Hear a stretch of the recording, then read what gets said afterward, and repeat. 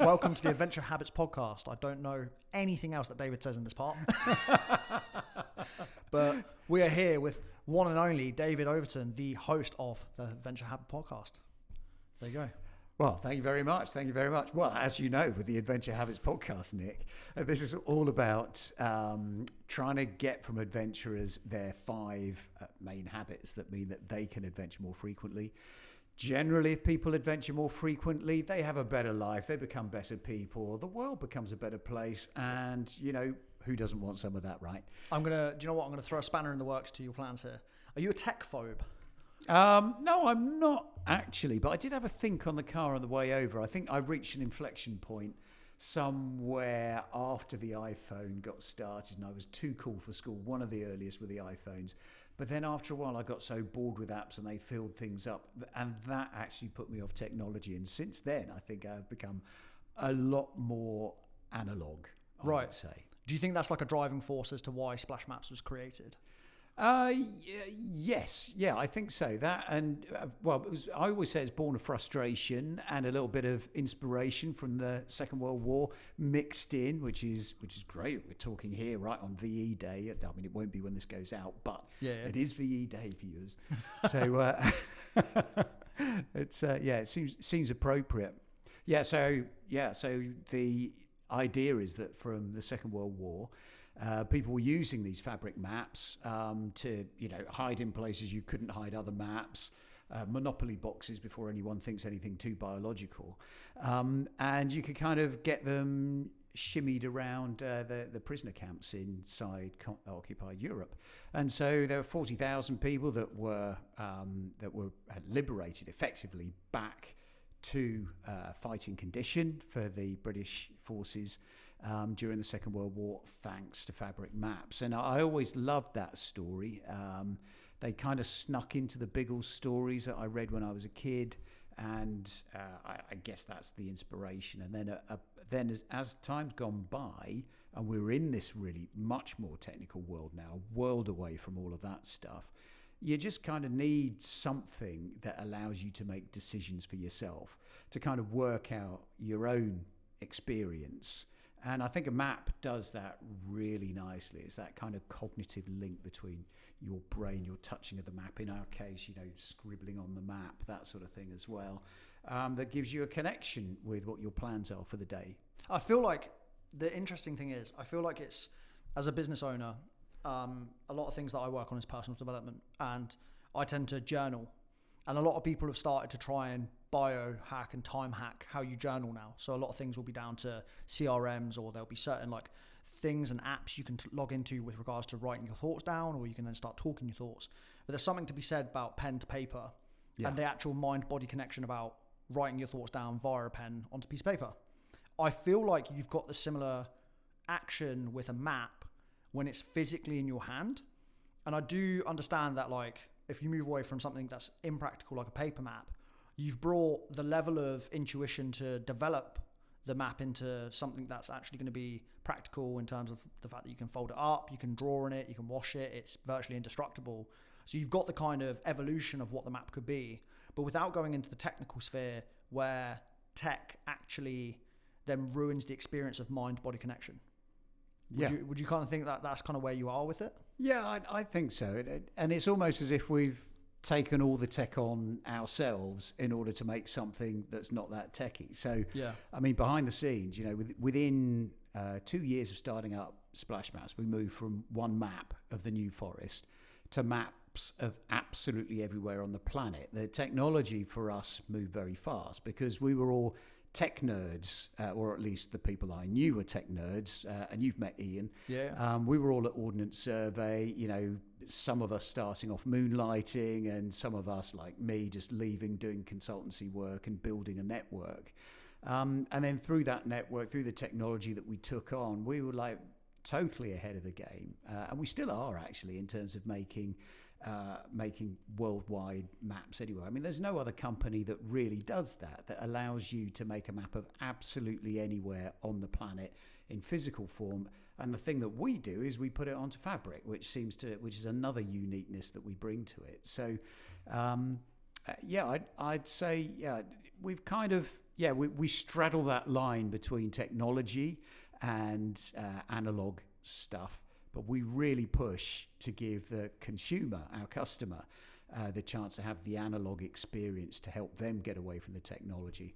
And it's me, the farty in the background, that has to deal with all the technology to make all of that magic happen.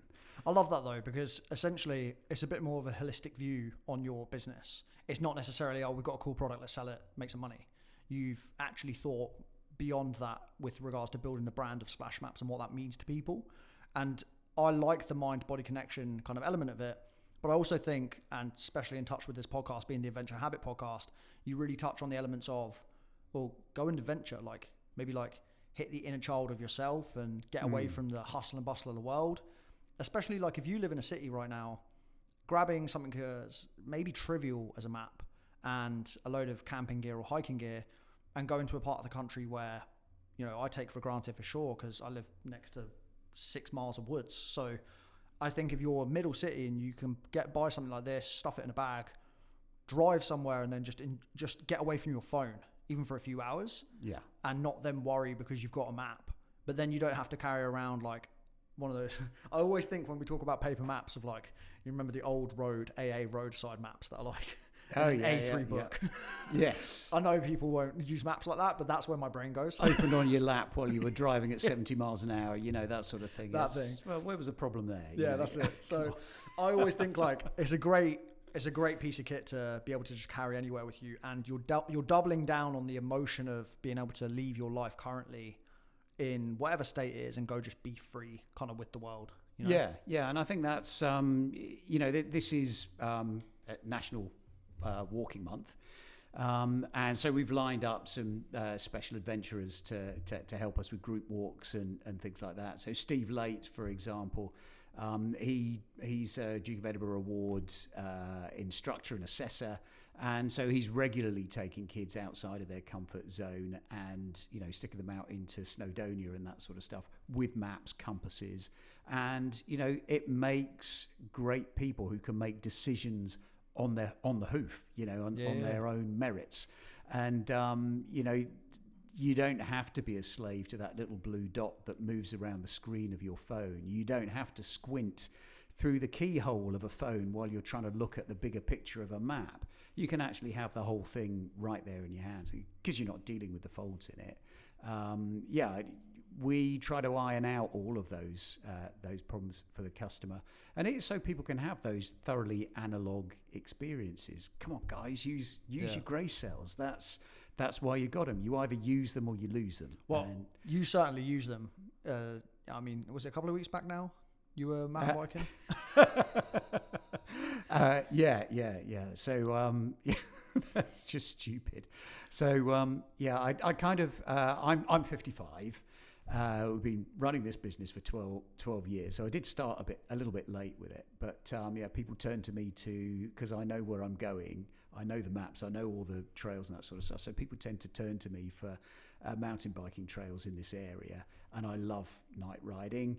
I just found myself hooning down a hill and then hitting a tree stump, and that made a very abrupt halt to my fun. And so I'm sitting here with I'm trying to feel it, but I think is that 1 or is that 2 cracked ribs? It's very difficult to tell, but it's only when I laugh or only when I sneeze is the problem at the moment. So 2 weeks on, it's I love that though, like you're still out there adventuring yourself. So I think that's why it's so apt for the Adventure Habit podcast. And when you interview other people, you obviously get them talking about what they do, but I mean, you wouldn't have told everybody that you broke a couple of ribs mountain biking. That's pretty cool. Yeah. I mean, and I've really appreciated it actually. When something like that happens to you, you have to slow down. And if you're still adventuring and you've slowed down, it just makes it a different adventure. So I'm just going out into the countryside and absorbing the birds' song. I'm noticing more stuff. I feel more relaxed about the whole thing. I mean, because life is normally led at quite a fast pace, really, and we all need to slow down. Yeah, 100%. So what would you say in terms of like adventuring? Obviously, you worked at Ordnance Survey back in the day, and then you've gone on to build this business. Yeah. So like, what kind of fuels your adventure habit? Like, what kind of fuels what you do? Obviously, we just talked about a little bit about mountain biking. Yeah, well, in listening to some of the people on the podcast in recent weeks, the one that really resonates with me is just being ever ready, and I think that's what does drive me. I want to explore, and I want to be ready for it whenever there's something that I need to go and explore. So what drives me is trying to stay in that condition, trying to stay ready to go out and have an adventure. And for me, that's a mental game. And for me, that's a physical game as well. So it's always important that, that I go and do my 5K run in the morning. So my routine in the morning is to get that out of the way. And it's also important that I do some mindfulness and that kind of training. And so there'll be a mix of stuff that I do, and I squeeze that into that nice early part of the day between 6:30 and 7:30. What's your 5K time? My what? 5K. What's the time? Oh, what's my time for 5K? It's 25 minutes, and it has been kind of stuck on that. So, that's a good pace. Figure if that was where I was when I was like 45, and now I'm 55. So it's kind of hope as long as it's not going down. Yeah. We'll see what it's like once this rib heals up and I'm back at it again. Because it's 2 weeks out, and I'm beginning to feel a bit jittery about the whole thing. 5 minute kilometers are good. That's a good pace. That's a hard pace. Well, it's kind of, it's good, but at the same time, if you were to run with a whole bunch of people, there'd be a lot of people that are a lot quicker than you. A lot of people are a lot slower, though. But a lot of people that are a lot slower, and it's actually, it's more about just doing it. I think more than, I'm kind of racing myself more than anything else. But it is really within mind, let's stay fit and ready for the next adventure. Let's just make sure that I can do it, whatever it is. Well, the interesting thing you look at now is if I take the average person in this office building and think, could you run a 5 minute kilometer, let alone 5 in a row?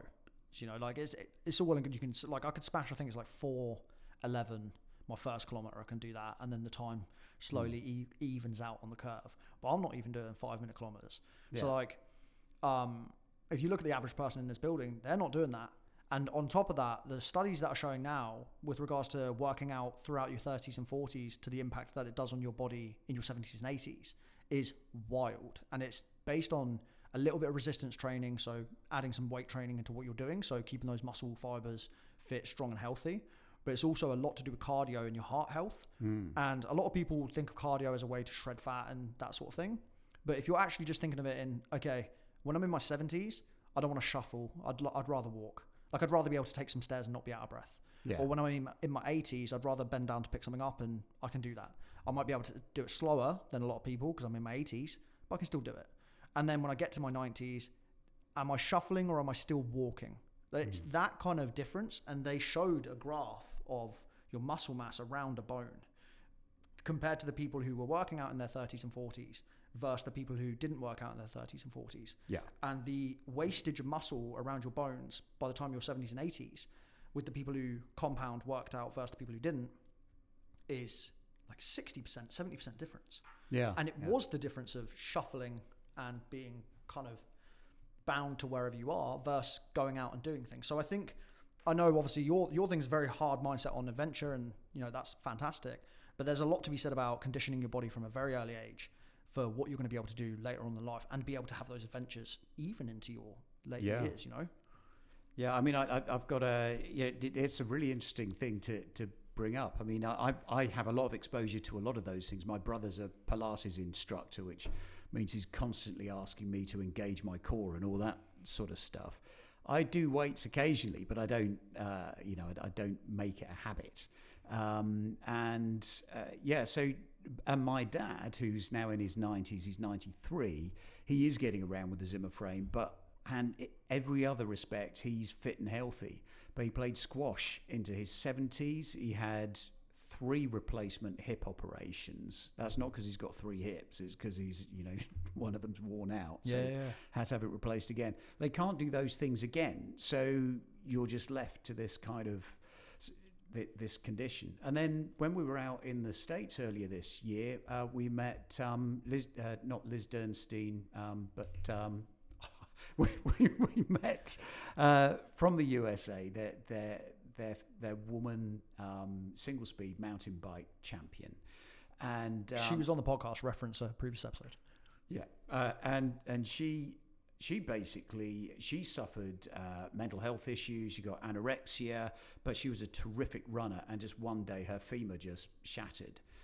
And to get herself back into sport, she went on to cycling, and then from cycling to single speed mountain biking, which is probably the most intense of the cyclings that there are.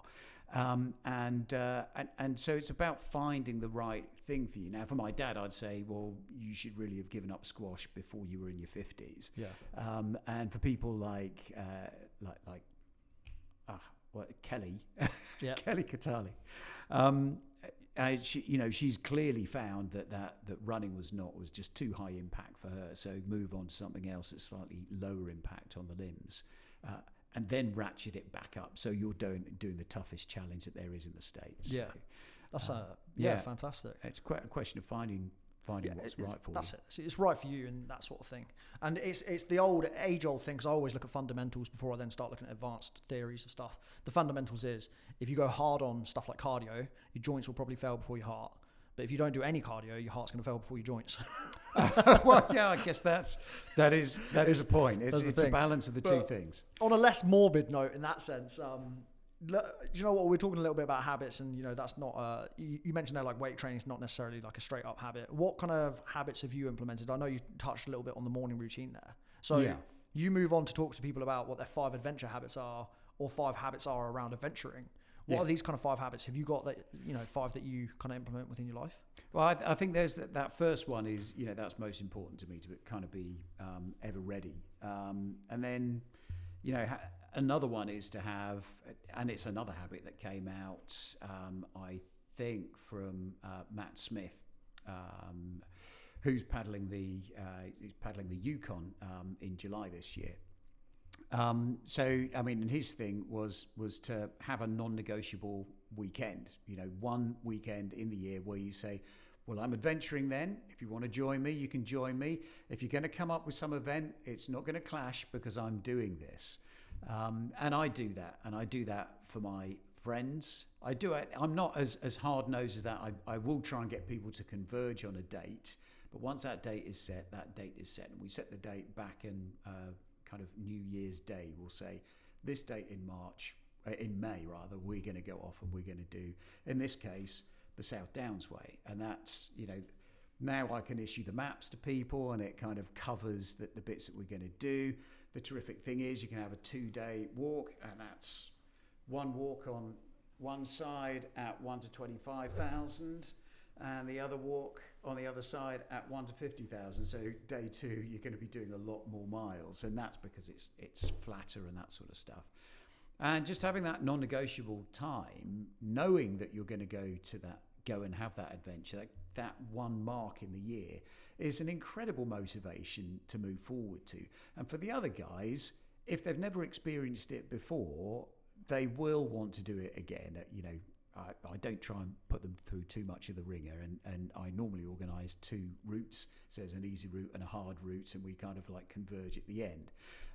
So it all works out really well like that. For people who've been to it before, they always want to come back. So they try and make that as an important date in their diary as well. So non-negotiable dates for adventure, I think, is really important. Fantastic. What would you say is kind of a second one then? Well, then I'd say learn from the best. And I'm in a really privileged position because we make maps that are used by the toughest, longest, the most enduring adventurers that we've got in the world.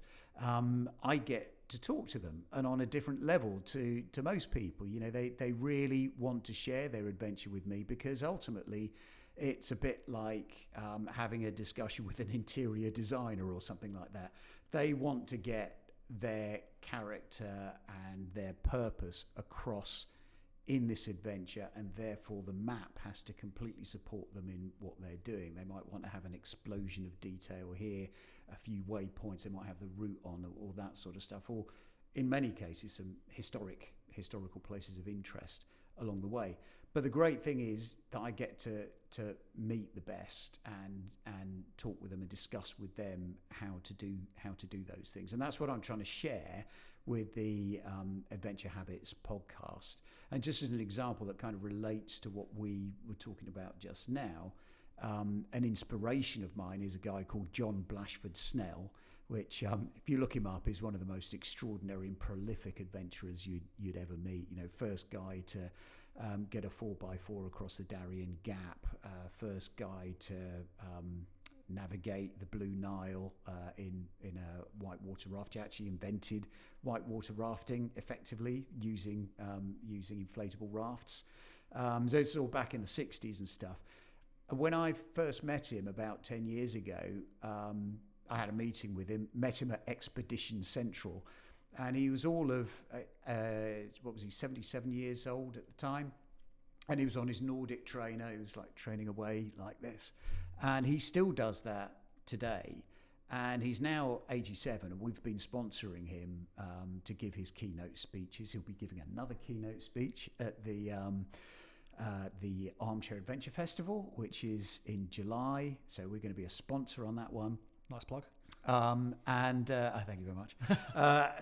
And he absolutely has the crowd in his hand. And each time I go there, I kind of treat him a bit like an elderly gentleman and look, can I help, offer my arm so he can balance on it and that sort of stuff. And he goes, why are you treating me like this, Dave?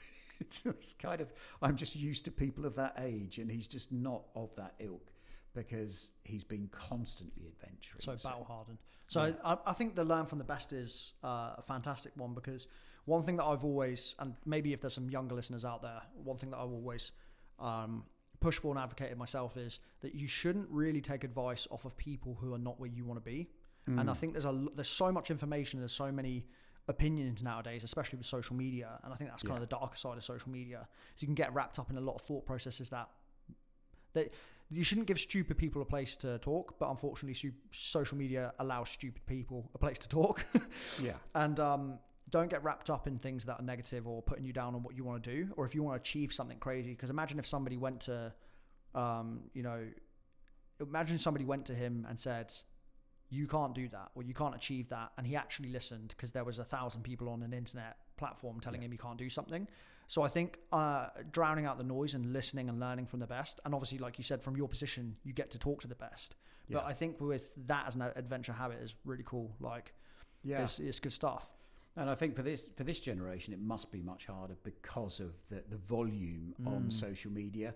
When I was a kid anyway, you'd always have like a rogue aunt or uncle that would say, oh, you can't do that because, no one's ever made money by doing that sort of thing. In place my fear here. That sort of thing, that's it. And then you end up living your life according to what they were fearing. And that's it. Now you can get that 1,000-fold. You really need to take that time out. And that comes back to my first one again, be adventure ready, have the mental mindset and spend that time doing the mindfulness stuff, etc. So you can. What's number 3? Lay number 3 to me. Okay. So the next one is to say yes to stuff. And I think I'm okay at this, but I'm not brilliant at it. And I seem to remember I got a little bit put off it by saying yes to someone who phoned in, and I ended up taking my family, who were quite young at the time, up to Yorkshire, and we ended up going potholing, went down the caves and that sort of stuff. It was March, there was still snow on the top of Pen y Ghent, and that snow was melting and coming down into these caves. And we didn't have very adequate stuff on, and our boots quickly filled up with this absolutely frozen water. We had this kind of absolutely miserable time underground, which we all look back on with fondness now. That was like plunging into the adventure. And that was a great example of saying yes to something. So it's something that felt wrong at the time, and I look back on it now and I think absolutely yes, that was something that bound us together quite nicely for a while. But I can't get them to Yorkshire again. That's completely put them off. So the mere sight of a flat cap, and they're out. They're just out of it. Sorry, Dad, we tried that. Not doing that again. Nice, love that. I think saying yes more is good, especially in a world full of no's. Yes. Yeah. And you're right. Some of the worst times have the funniest memories if you're with good people.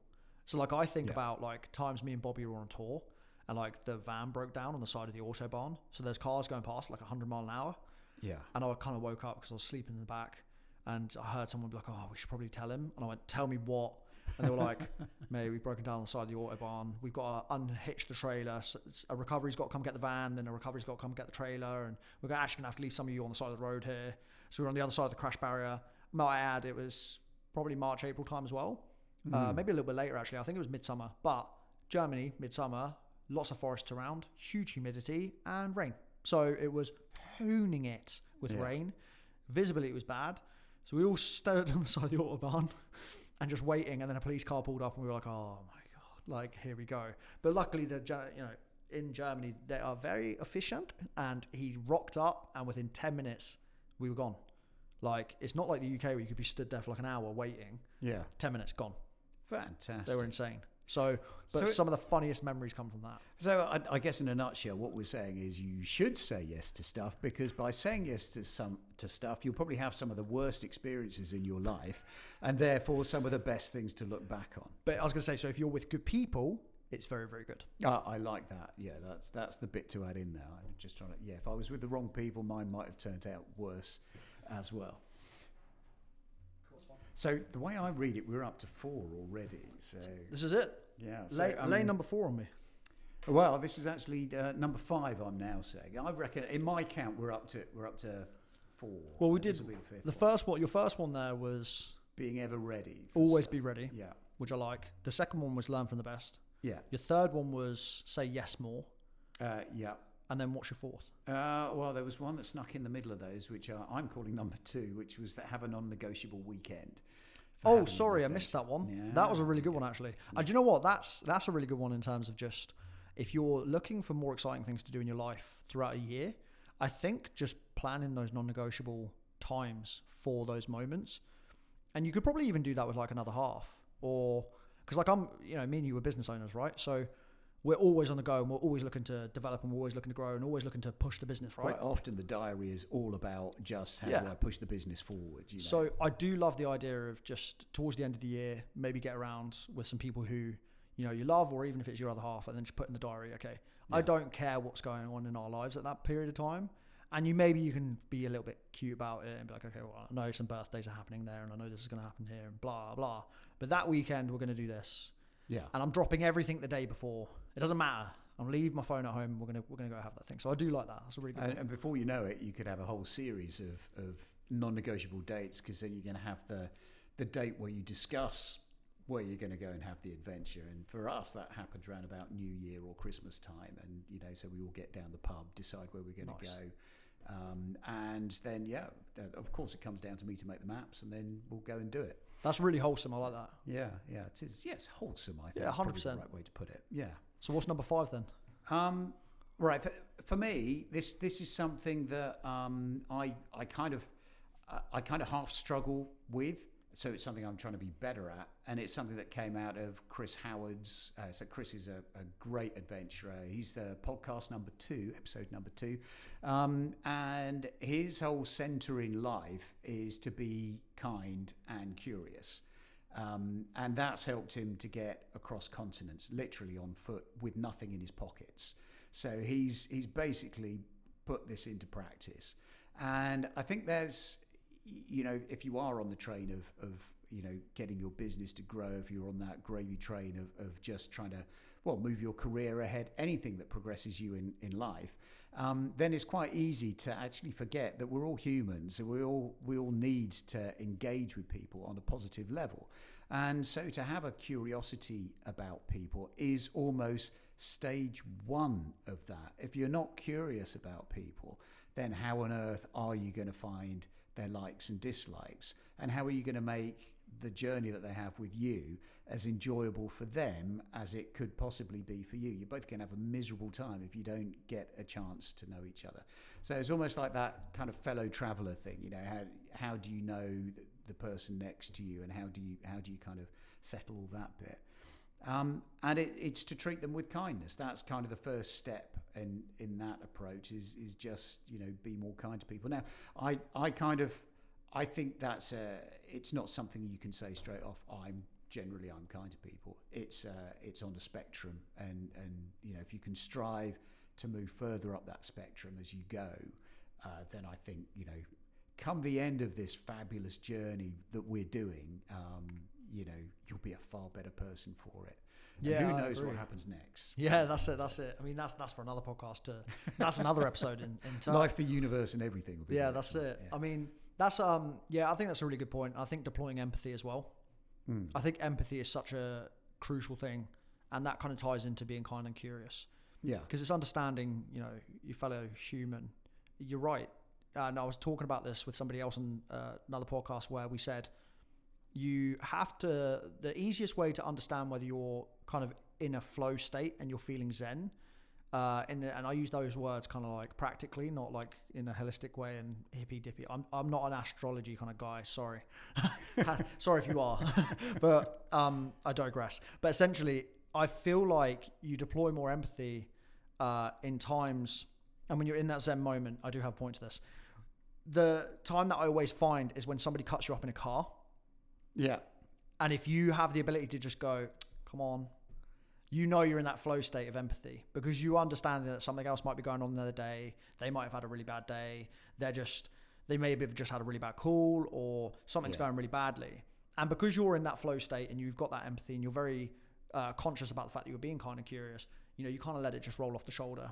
And I feel like that's how if you start looking at the world in that scenario, in any scenario where somebody might, snap at you or they might give you that level of aggression or conflict, and I don't mean these in like a really intense way. I mean these in just like an everyday way. Yeah. Like it could be that you go to order a Starbucks and somebody's not polite, or somebody bumps into you and doesn't say sorry, or doesn't hold the door open for you, or something like that. And if you understand empathy in the sense of understanding your fellow human, like you said, and reversing it and saying, they could be having a bad day, you instantly put yourself in that mindset so that when you do get those moments where you are curious and you are engaging in conversation and you're empathetic to how somebody else is being and in the way, it doesn't mean you should be a pushover, but in the sense of just understanding how things are going, you're right. I do like that one. That's good because you make more communications and more connections with people, and that compounds. It compounds your personality. Yeah, and what goes around comes around. Hey, so I mean that's all good. I think the driving analogy is a good one because we're all on a journey somewhere. And you do find yourself having ridiculous thoughts if you're not in the right mindset. This person's driving at 71 miles an hour. Why are they doing that in the fast lane? Blah, blah, blah. And you'll get people be flashing their lights at you at that speed and that sort of thing. But ultimately, we're all heading in the same direction. We're going at a fairly good speed. And, sometimes you need to have a look around us and just sort of see how lucky we actually are to be here at this time. And, I think having that mindset actually helps you be open to that kindness and curiosity with other people. That you're lucky to be next to this person at the moment. You're lucky to be talking to this person at the moment and to share in that. And so why wouldn't you want to find out what's behind that person too? It's something that I work on and I want to become better at. So I'm making that a habit in my life. It's good. It's practicing gratitude, which I think is really good because essentially there's a lot of people who I think, and don't get me wrong, circumstantially you could be having really bad times. But if you live in the UK and you went to public school and you actually survived and you came out the other end and you work in the UK, you've got a house, you've got a roof over your head, you do the standard UK thing, you're doing all right. Like the world is a harsh place. Like if we think like universal laws of physics, the world is hard. Like it's a harsh, hard place. And we are kind of mollycoddled a little bit in the UK. And I kind of wake up and I feel grateful for the position that I'm in the sense that, I was brought up in the UK, in the south of the UK. And I mean, if I really digress on this one, I'm 6 foot, I've got blue eyes, I'm not horrendous looking, and I can run a business. And I was taught by my parents to have a good work ethic from a young age. So I've kind of hit the jackpot, and I say that to people a lot, and that's why I work so hard, and I try to help as many people as I can, because I cannot believe the opportunity that I've been given just by the luck of life And I'm going to double down on that now, because essentially it's out there for the taking in terms of what you can do and the abundance of what the world brings you, especially here. And there's so much good in the world if you open your eyes to it in a place where everybody's trying to tell you it's bad. So I think practicing gratitude gives you the ability to not be overly optimistic to the point where you're not realistic, but it gives you an ability to live a better life, and you therefore will treat other people better. Yeah. You know? Right. Yeah. I'd agree with that. It's not a bad philosophy on life, and we're lucky to be here. Yeah, 100%. Do you read? You're a man of books. At the moment, it's mainly a lot of World War II books and a lot of adventure journals and stuff like that I'm reading. I do love to read. I wish I could spend more time doing it, but I'm much more reader. Like with so many things in my life, it has to be like a physical book. Yeah, I can't. I've never had a Kindle. I've never been interested in that sort of thing, and reading off a screen. For God's sake, I'm doing that so many times. I'll swear I've got glasses because I'm just looking at computer screens too often. So I love to read a book. What is it that draws you to World War II so much? I mean, apart from literally being a man, because I love World War II too as well. There's just something about it that just... It will happen to you when you reach the grand age of about 45 or something like that. I've loved it for years. I know a lot of different facts about World War II as well. So yeah. My dad was born into World War II. Well, he was a teenager in London during World War II. So he went through the whole evacuation thing and the whole celebrations of VE Day and all of that stuff. My mum was in occupied Denmark. She remembered that, the Leipzig was the battleship that was moored in the harbour beneath her house in Albenrau in Denmark. And she remembered seeing the Nazis walking up and down. She remembered the dishevelled shape they were in when they were all marched out at the end of the whole thing and that sort of thing. So those stories, actually my parents come out with them more now than they did back then.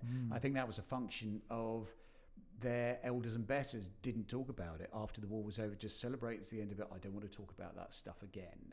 And so it's an intriguing thing for me in my generation that... there was this massive conflagration that happened. There are great history books that are written about it, but nobody was really talking about it. And now there are some great venues and things. We're regulars at we have Wastefest, which is Al Murray and James Holland's event. That happens every year. This one's in September. We'll probably have a stand there this year again, and we make things like our six armies in Normandy map, and that one's double-sided. So you've got the current map on the back, which has got the pilgrimage route on it. Yeah. And then you've got the overview map, which is almost the kind of like, who do you think you're kidding, Mr. Hitler type, arrow type map from Michelin on the other side. And it's great to have a part in bringing those things back to life. And there's definitely, I think I've seen that it's grown exponentially, the interest in World War II.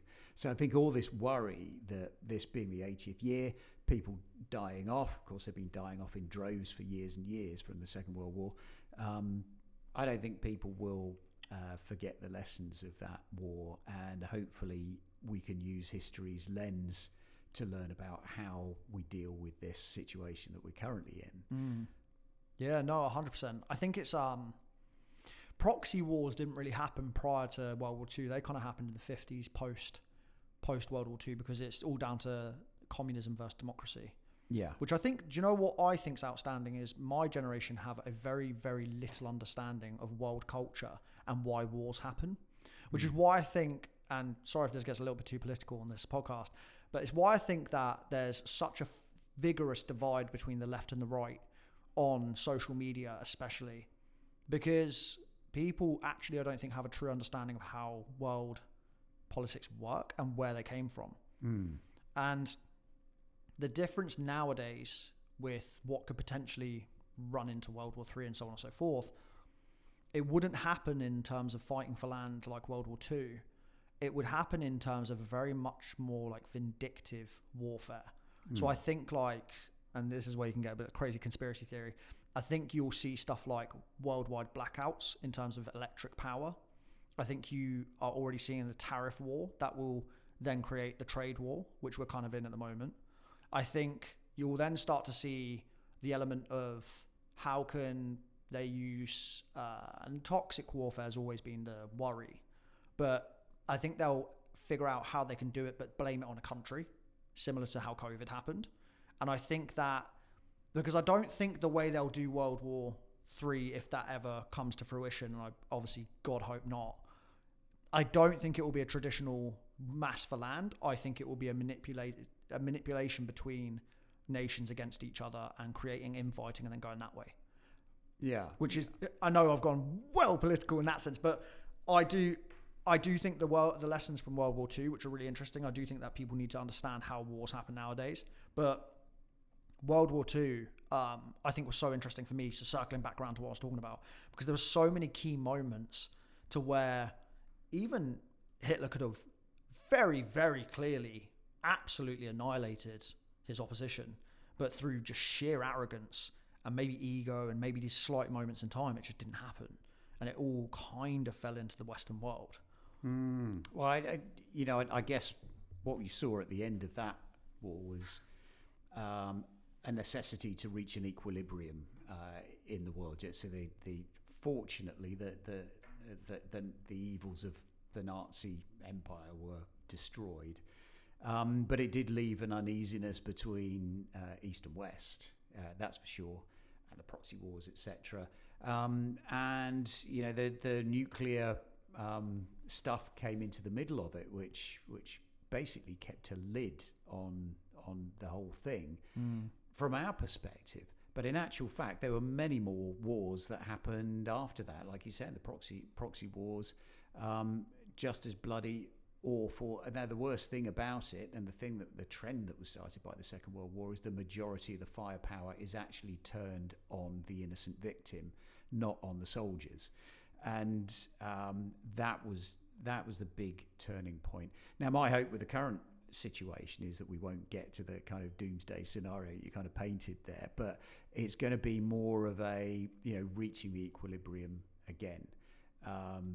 If we're going to go crazy batshit predictions and that sort of stuff, amongst my friends, I'm known as the guy that predicted Donald Trump would come in a second time, and I was predicting that 5 years ago as soon as he got onto his aircraft. So so we've got a glorious future of a Prime Minister of Nigel Farage coming up.